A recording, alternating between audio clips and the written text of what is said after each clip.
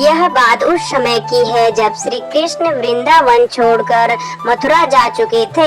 एक दिन भगवान श्री कृष्ण अत्यधिक बीमार हो गए। पूरे महल में हड़कंप मच गया। बड़े से बड़े राजवैद्यों को बुलाया गया।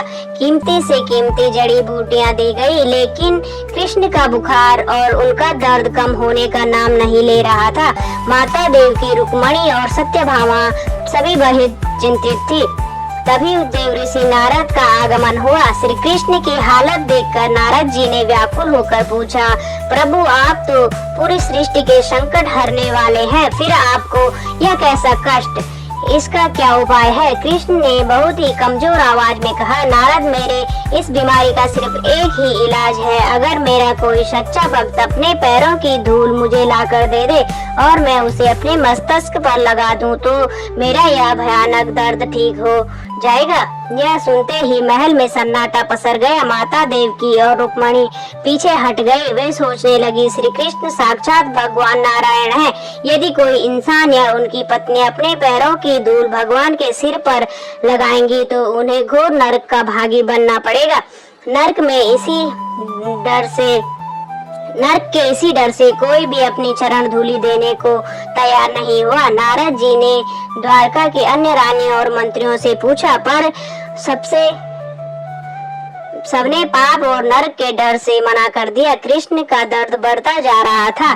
तब व्याकुल होकर नारद जी ने कृष्ण से पूछा, प्रभु द्वारका में तो कोई भी पाप के डर से यह साहस नहीं कर पा रहा है, अब मैं कहाँ जाऊँ? कृष्ण ने अपनी आंखें बंद की और धीरे धीरे मुस्कुराते हुए कहा, नारद वृंदावन जाओ, शायद वहाँ तुम्हें कोई मिल जाए। नारद जी बिना समय गवाए तुरंत उड़कर वृंदावन पहुँचे। वहाँ यमुना के किनारे उन्हें राधा रानी मिली, जो कृष्ण की याद में खोई हुई थी। नारद जी को देखकर ही राधा जी ने उत्सुकता से पूछा, नारद जी द्वारका में हमारे कान्हा कैसे हैं? क्या वे कुशल से हैं? नारद जी ने उदास होकर कहा, नहीं राधे, कृष्ण बहुत बीमार हैं।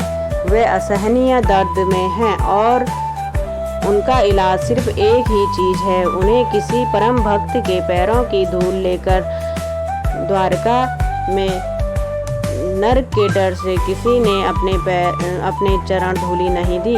यह सुनना था कि राधा रानी के चेहरे पर चिंता की लकीर आ गई।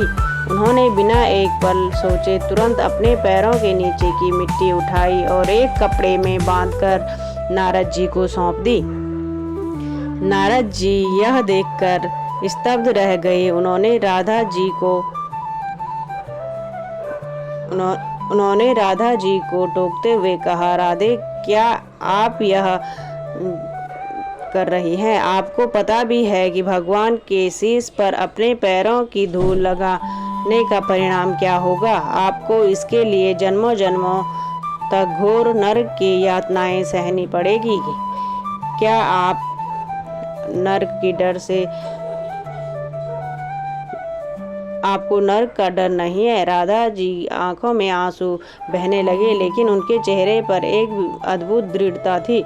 उन्होंने मुस्कुराते हुए कहा, हे देव ऋषि, मुझे अपने नरक जाने की कोई चिंता नहीं है। यदि मेरे नरक जाने से या करोड़ों जन्मों तक कष्ट भोगने से भी मेरे कान्हा का एक पल का दर्द कम हो जाता है तो मैं सहर्ष हर नरक में जाने को तैयार हूँ।